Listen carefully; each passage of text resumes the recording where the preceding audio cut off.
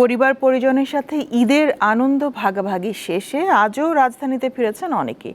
Train bus নির্ধারিত সময়ে পৌঁছায় স্বস্তি প্রকাশ করেন যাত্রীরা। তবে বাসে অতিরিক্ত ভাড়ার অভিযোগ করেন কেউ কেউ।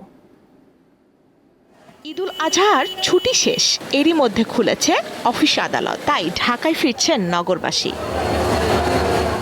শনিবার বেলা বাড়ার সাথে সাথে বাড়তে থাকে মানুষের ঢল। বিভিন্ন গন্তব্য থেকে নির্ধারিত সময়ে পৌঁছায় ট্রেন। আসার সময় আলহামদুলিল্লাহ ভালো ছিল, খুব ভালো ছিল, কোনো ভোগান্তি ছিল না। অনেকে যখন ঢাকায় ফিরছেন তখন ছাড়ছেনও কেউ কেউ।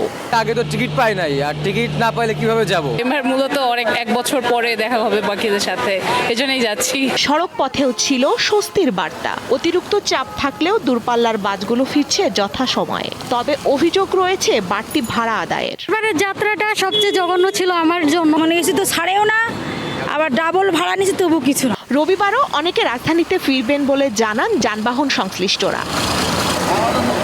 স্বস্তিকা সিংহ, দীপ্ত সংবাদ, ঢাকা।